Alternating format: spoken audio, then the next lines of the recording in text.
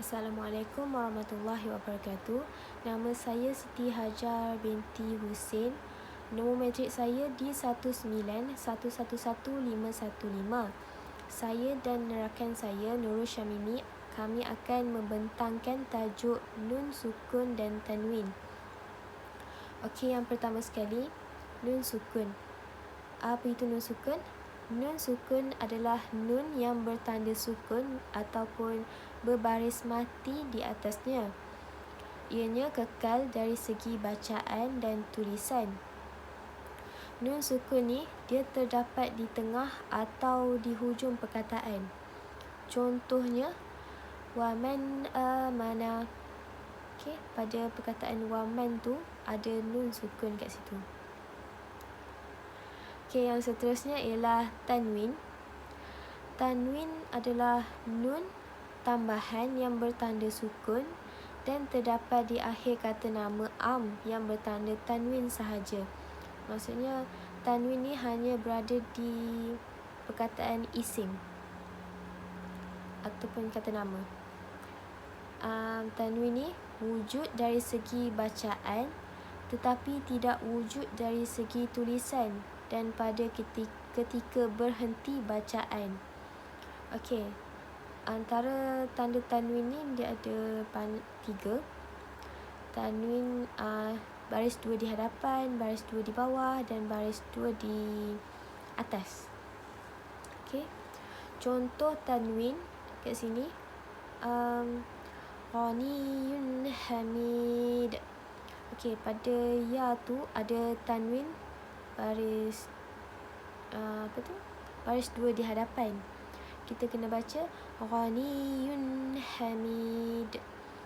Okey, kat atas dal tu pun ada tanda tanwin, dan kalau kita berhenti bacaan dia, kita kena matikan baris tu. Kena baca Hamid. Okey, yang seterusnya ialah izhar. Izhar menurut bahasa iaitu menyatakan sesuatu.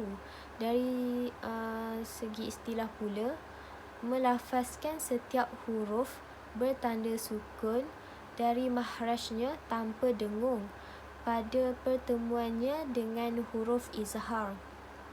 Okey, huruf izhar ada 6 iaitu hamzah, ha, ain, ha, ghain dan kha. Okey, contoh izhar nun sukun dan tanwin. Okey, yang pertama izhar nun sukun. Izhar nun sukun ni ada 2 keadaan iaitu pada satu kalimah dan 2 kalimah. Okey, contoh untuk satu kalimah ni yan'auna. Okey, nun mati bertemu dengan hamzah pada satu kalimah. Okey, contoh untuk 2 kalimah pula, wa min ayatihi. Nun mati bertemu dengan hamzah dalam 2 kalimah. Okey, yang seterusnya ialah izhar dengan tanwin. Izhar dengan tanwin ni dia kena berlaku dalam 2 kalimah. Contohnya kat sini, bisalamin aminin. Okey.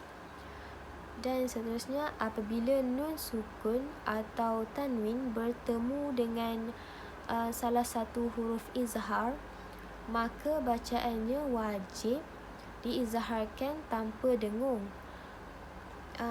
Ini kerana ianya untuk mengekalkan kadar dengung yang sedia ada padanya. Okey. Okey, yang seterusnya ialah idgham. Idgham dari sudut bahasa ialah memasukkan sesuatu ke dalam sesuatu.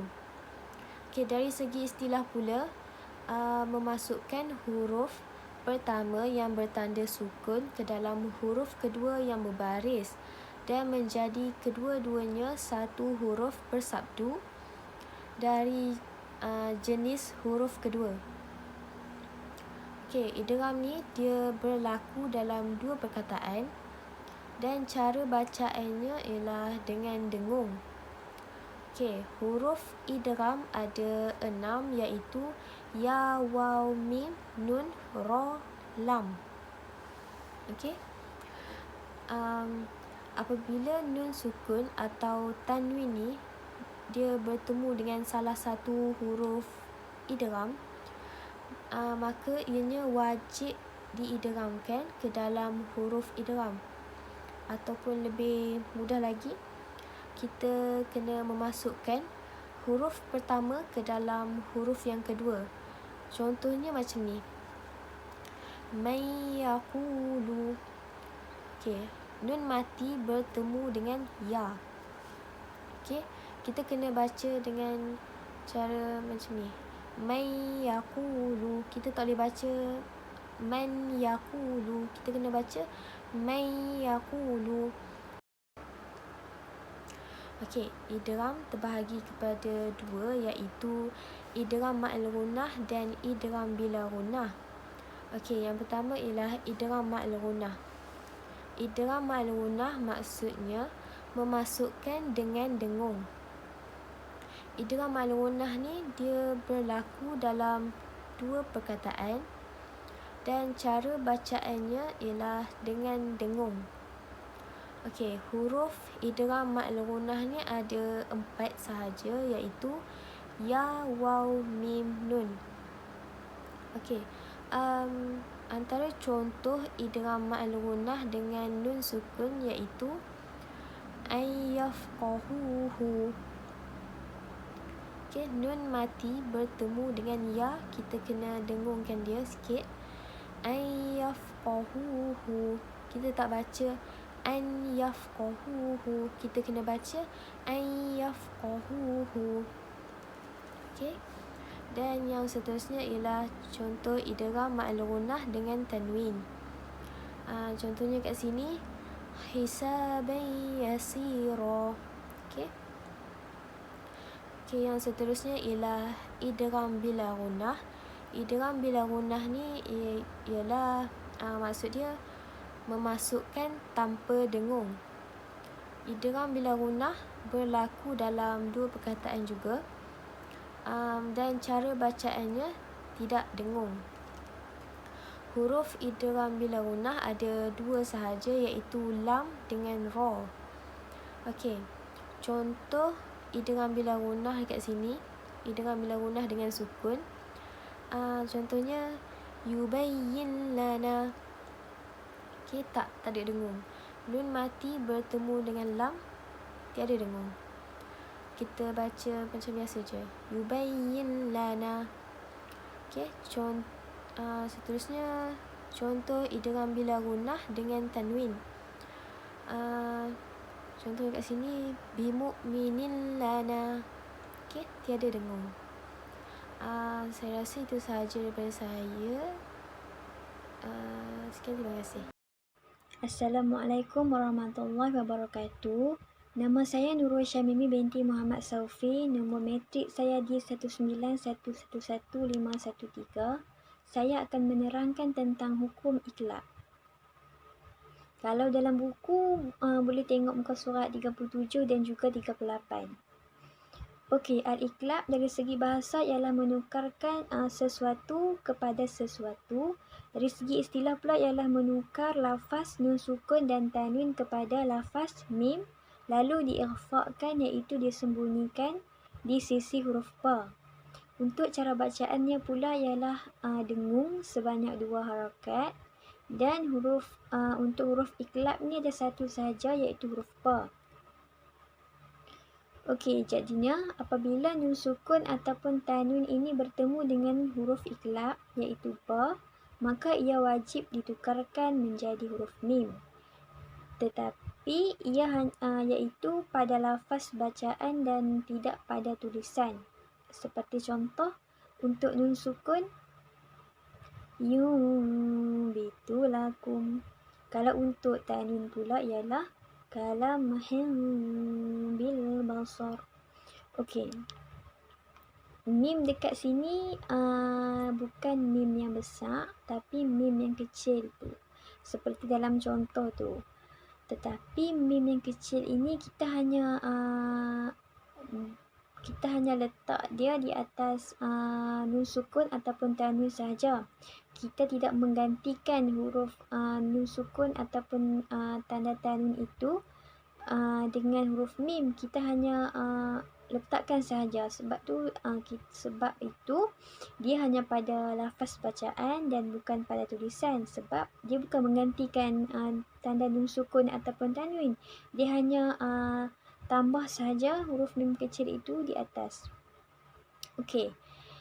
Dan cara bacaan dia juga mestilah bibir tu jangan rapat. Macam kalau untuk nun sukun, yubitulakum, yubitulakum. Maksudnya kita mesti bagi dengar juga bunyi mim dan juga ba tu. Okey, macam kalau untuk tanwin mesti pelik kan, sebab apa? Tanwin ni dia ada satu je baris. Sebab biasanya tanwin ni ada 2 baris kan. Dekat atas 2 baris, kalau bawah pun 2 baris, domah pun 2 baris. Tapi kalau dekat sini dia jadi 1 baris je. Okey, nanti saya akan terangkan dekat slide seterusnya. Okey, seterusnya kita masuk ke slide seterusnya. Slide yang seterusnya pula ialah di dalam Al-Quran Rasam Osmani, huruf mim kecil ini menunjukkan bacaan iqlab. Ia menggantikan baris kedua bagi tanda tanwin ataupun terletak di atas huruf nun sukun sebagai pengganti nun sukun pada lafaz bacaan. Jadi sebab inilah dekat contoh tadi kenapa untuk tanwin baris dia itu ada satu saja, kerana baris yang satu lagi tu dibuang dan digantikan dengan huruf mim kecil.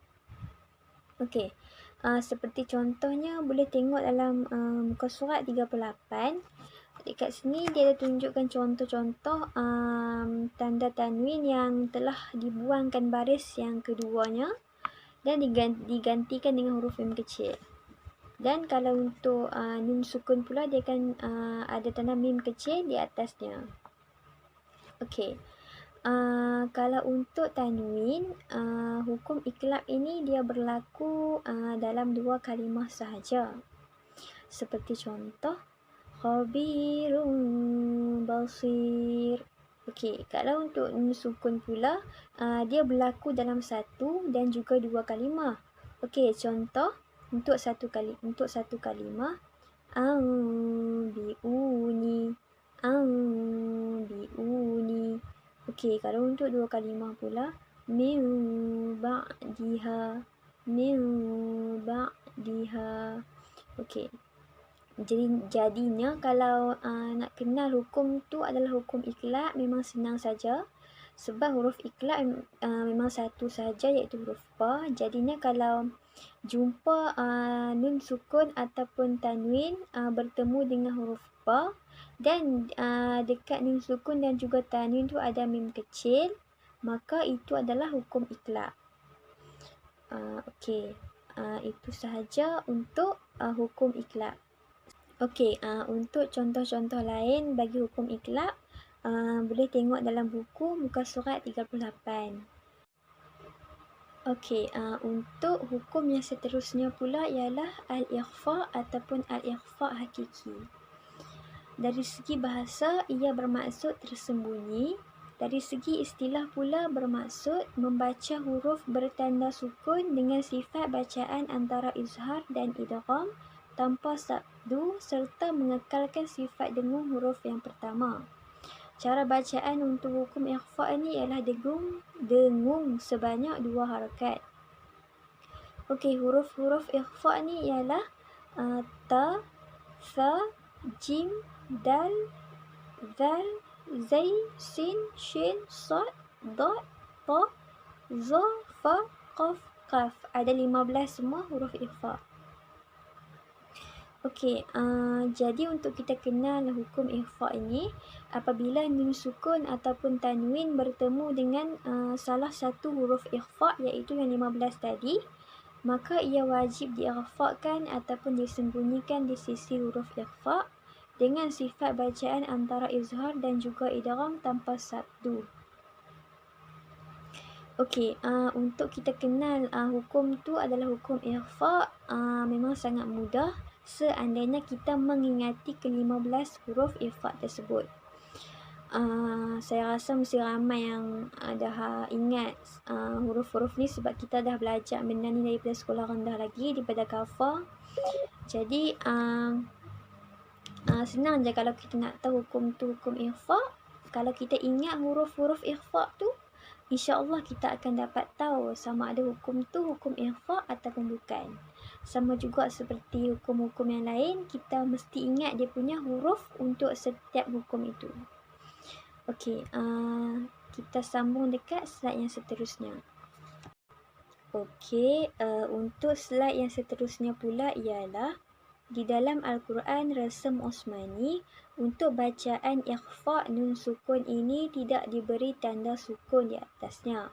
Seperti contoh ansatukum. Cuba tengok dekat nun tu dia tak ada tanda sukun kan? Dia kosong je. Okey, kalau dan tanwin pula digunakan baris dua yang mana baris bawah kedua tidak berselari dari baris di atasnya. Contoh biqalqin jadid. Okey, contoh baris tak berselari ni, baris tanwin tu dia tak samalah. Sebab biasanya baris tanwin sama kan, tapi yang ni dia tak sama, dia macam lari sikit. Okey, untuk baris dua berbentuk dua huruf waw kecil pula dan diikuti dengan huruf tidak bertanda sabtu. Contohnya ummatun qaimah. Maksudnya lepas tanda waw kecil yang ada waw dua ni, lepas dia tu dia tak ada huruf yang ada tanda sabtu lah. Dia huruf biasa je. Okey, untuk tanwin dia berlaku di dalam dua kalimah sahaja. Contoh dia asyaratun kamilah. Asyaratun kamilah. Okey. Kalau untuk nun sukun pula, dia berlaku di dalam satu dan juga dua kalimah. Seperti contoh untuk satu kalimah munkirun. Munkirun. Kalau untuk dua kalimah pula faman thaqulat. Faman thaqulat. Okey.